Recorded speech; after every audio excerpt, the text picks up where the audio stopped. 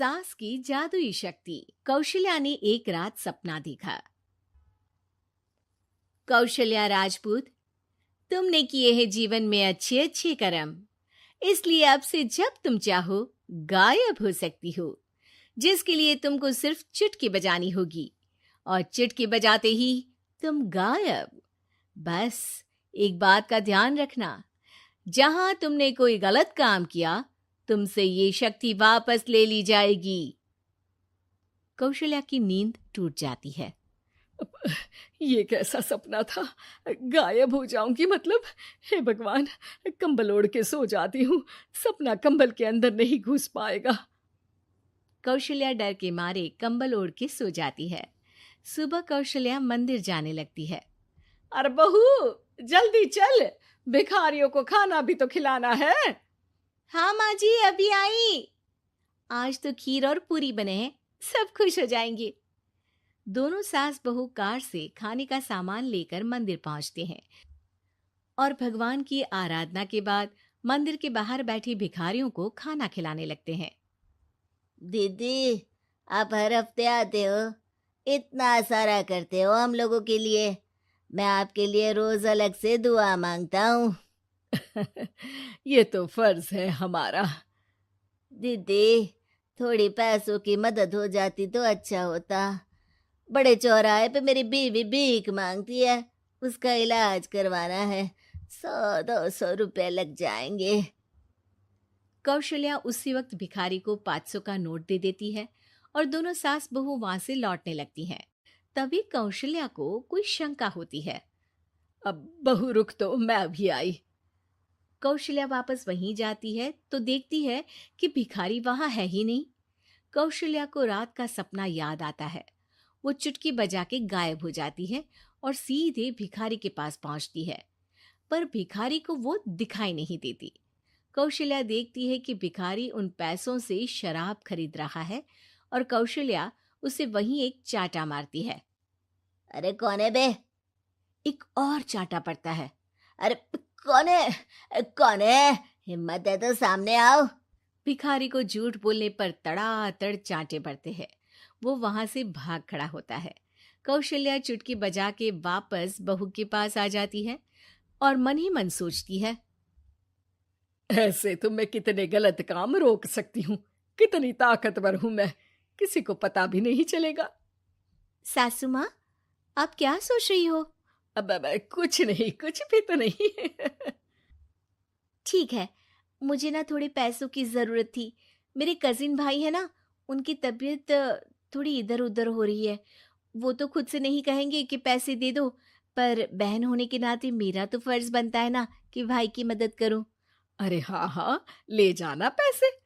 पैसे इसीलिए तो कमाते हैं कि जरूरत में काम आ सके।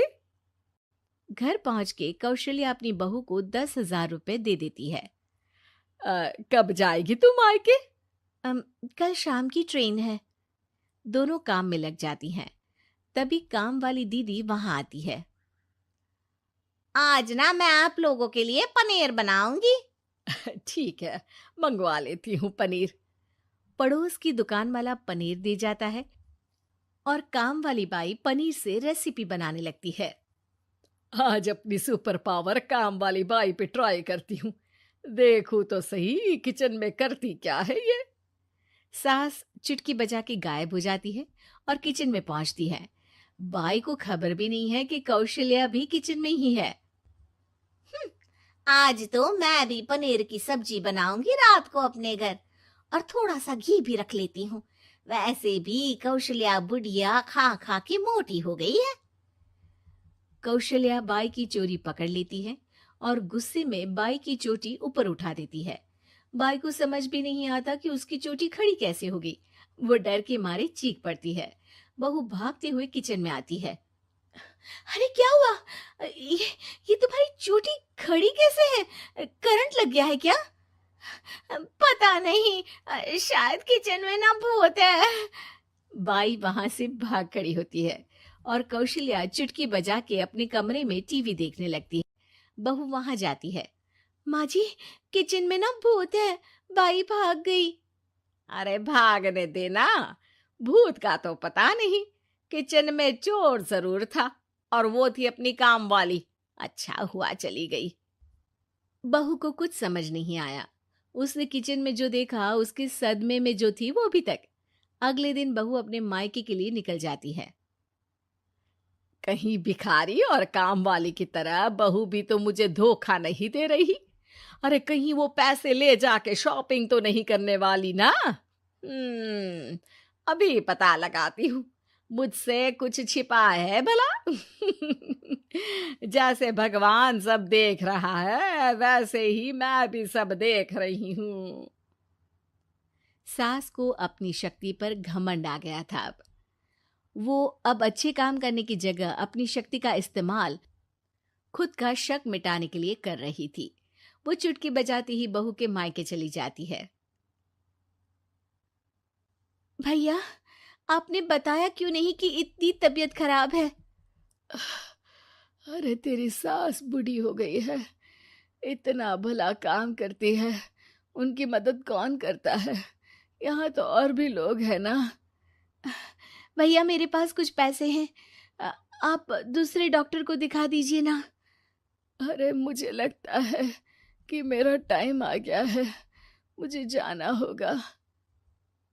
कमरे में भाई की आत्मा को लेने यमदूत आ चुके थे। कौशल्या भले ही किसी को नहीं दिख रही थी, पर यमदूत ने उसे देख लिया। यही आत्मा है शायद, परछाई दिख रही है, पहले ही तैयार खड़ी है। अरे आप कौन हो? यमराज का नाम सुना है? हैं? आप यमराज हो क्या? नहीं, हम उनके यहाँ जॉब करते हैं, आत्मा उठा के ले जाते हैं डिलीवरी वाले। चलो अब तुम्हारा टाइम पूरा हो गया। अरे आप शायद ना वो बिस्तर पर पड़े आदमी की आत्मा को लेने आए हो। मैं तो बस यहाँ देखने आई थी कि मेरी बहू कहीं मुझसे पैसे लेकर शॉपिंग करने तो नहीं चली गई ना। मतलब तुम्हारे पास शक्ति है गायब होने वाली? हाँ। तुम ऐसे तुच्छ काम में उपयोग कर रही हो ऐसी दिव्य शक्ति का। अब तो तुमको ही लेके जाऊंगा। अरे नहीं नहीं, कल मुझे किटी पार्टी में भी तो जाना है। अब नरक में ही करना किटी पार्टी। नहीं नहीं नहीं। 3 बार नहीं क्यों बोल रही हो? टीवी सीरियल चल रहा है क्या एकता कपूर का? अरे प्लीज मुझे जाने दो। आप तो उस बीमार आदमी की आत्मा को लेने आए थे ना।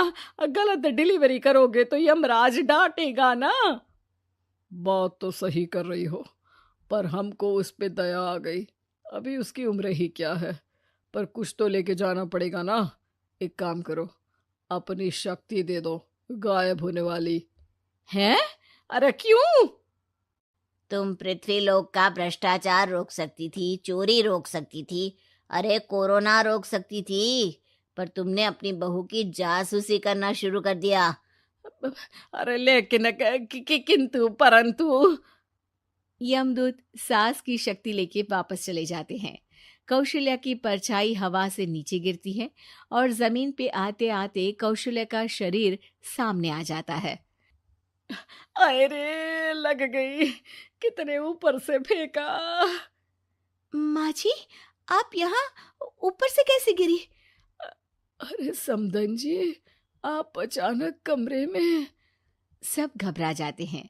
सास बहू को सारी बात बता देती है। ये लो आपके 10,000 रुपये। आपको मुझ पे इतना भी भरोसा नहीं है?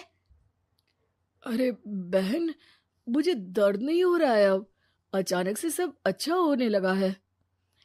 अरे तो फिर बिस्तर से उठ जाओ और मुझे लेटने दो। गिरी हूं ऊपर से तो पूरा बदन दुख रहा है। भाई को तो यमदूत ठीक करके जाते हैं, पर कौशल्या देवी दर्द के मारे बिस्तर पर आ जाती हैं।